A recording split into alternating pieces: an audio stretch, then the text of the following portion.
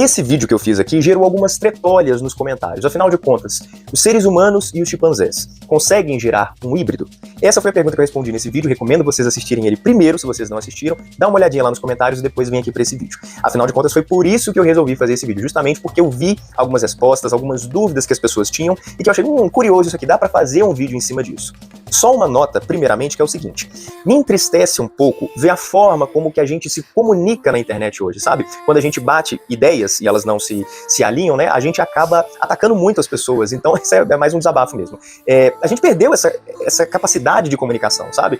Então, vamos procurar passar mais informação e julgar menos, gente. Porque tem pessoas que simplesmente não sabem de coisas que outras pessoas não sabem. E como é que você trata isso? Passando informação de forma educada, certo? Então, resolvi fazer esse vídeo aqui. Vou tentar ser o mais didático possível, até porque teve coisas que eu não falei lá no outro vídeo, que eu vou trazer pra cá. Vai ficar um vídeo um pouquinho maior, mas eu vou tentar resumir o máximo que eu puder, beleza? Então, vamos começar. Pra gente responder essa pergunta, né? As dúvidas que surgiram foram a seguinte.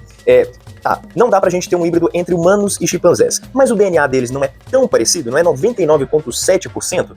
Você quer mais coisa, Vinícius? E os outros animais por aí, a gente tem os ligres, né, que é a fusão aí dos tigres, é o cruzamento das espécies, daria pra gente ter um híbrido de humanos e chimpanzés, só pegar a carta da fusão e juntar esses dois. Mas a gente tem aí leões e tigres que geram os ligres, né?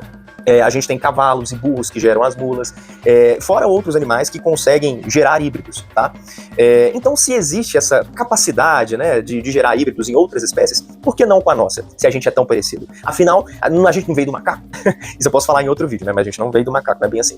Mas beleza, vamos voltar aqui então.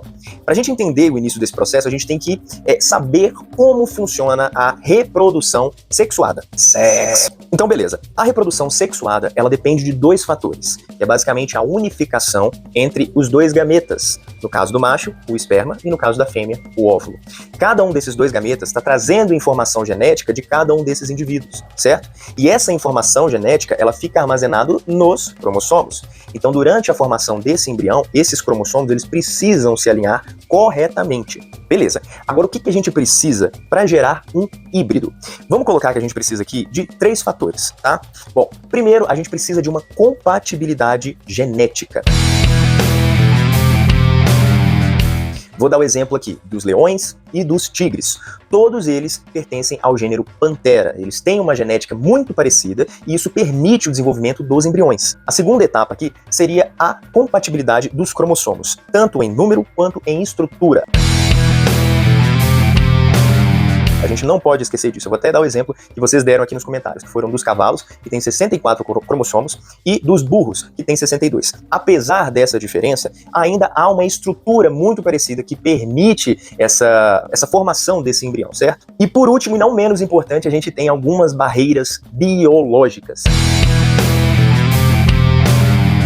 Essas barreiras biológicas a gente pode estar falando aí das características físicas, né, que impedem que uma espécie consiga se reproduzir com a outra, né, o útero, a produção hormonal, o comportamento dessas espécies, né, a questão de identificação, eu não identifico que aquilo ali é um parceiro, né, para eu poder acasalar. Agora que a gente entendeu de forma resumida 3 desses fatores fundamentais, vamos responder a pergunta: por que um ser humano e um chimpanzé não conseguem gerar um híbrido, né? Por que os Homo sapiens e os Pans troglodites não conseguem furunfar e gerar um filhinho?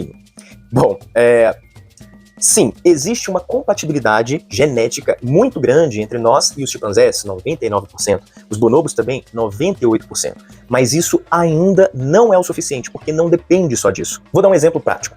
Nós, seres humanos, temos alguns genes que regulam como é o nosso desenvolvimento cerebral. Esses genes são completamente diferentes dos chimpanzés. No outro vídeo, eu também falei sobre a questão da quantidade de cromossomos. Não é só a quantidade de cromossomos, a gente tem que pensar também na estrutura desses cromossomos, né? Então, os seres humanos, eles têm 46, os chimpanzés têm 48. O que aconteceu? Há muito tempo atrás, o ancestral ali dos humanos, né, teve uma junção de 2 cromossomos, tá? Esses 2 cromossomos, respectivamente, nos chimpanzés seriam o 2A e o 2B. Eles se fundiram, se tornando o cromossomo 2 dos seres humanos, tá? Como que a gente sabe isso? Analisando geneticamente, para explicar um pouco melhor, né? Aqui na estrutura do cromossomo, nós temos aqui nas extremidades os telômeros, né? Que eles funcionam aqui como um protetor, né? Digamos assim. Os telômeros, nesse caso, eles se unificaram, formando um cromossomo só. Então a gente tem, na análise genética, né?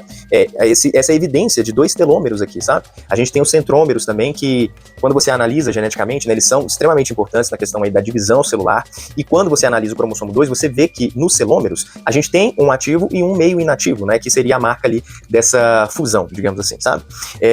Então, quando a gente fala em questão de estrutura, simplesmente esse quebra-cabeça, ele não se alinha, sabe? A gente não consegue unificar esses dois. Essa é uma das questões também. E ainda que um ser humano, né, conseguisse fecundar aí um óvulo de um chimpanzé ou vice-versa, nós temos as questões das barreiras biológicas que eu falei, né, que são os interruptores, né, o que vai ligar um gene, o que vai desativar um gene. Isso aí também seria uma outra questão, um outro impedimento para que esse embrião conseguisse se desenvolver. Então, resumindo tudo isso de forma prática, né, em outras espécies nós temos DNAs compatíveis, quantidade numérica e estrutural de cromossomos compatíveis, e nós temos também as barreiras biológicas, elas não são tão extensas, né, tanto fisiologicamente como comportamentalmente. E nos seres humanos, apesar dessa semelhança genética entre nós e os chimpanzés, nós ainda temos muitas barreiras fisiológicas, biológicas, éticas e o caralho a 4 que impedem gerar um híbrido, né? Aí você me pergunta, aí cientificamente, se a gente for para um laboratório, começar a fazer experimentos, cara, vai conversar com alguém, vai dar... Tô brincando. Mas assim, mesmo com toda a parafernália tecnológica que a gente tem hoje, ainda assim seria complexo demais, porque não é só fecundar e beleza, esperar nascer. Existem vários processos ali, divisão celular, sabe, que a própria hospedeira pode expulsar também, né? Enfim, são muitas questões para se analisar, e fora as questões éticas, morais, de leis, que isso aí a gente nem precisa falar também, né? Então eu acho que agora deu para responder esse vídeo. Se você ficou com alguma dúvida, comenta, eu vou tentar responder, eu explico, não tem problema, faço outro vídeo se precisar, que às vezes para mim ficou claro, mas para vocês não. E não tem problema, essa é normal. Então é isso, espero que vocês tenham gostado, valeu, um beijão, fui.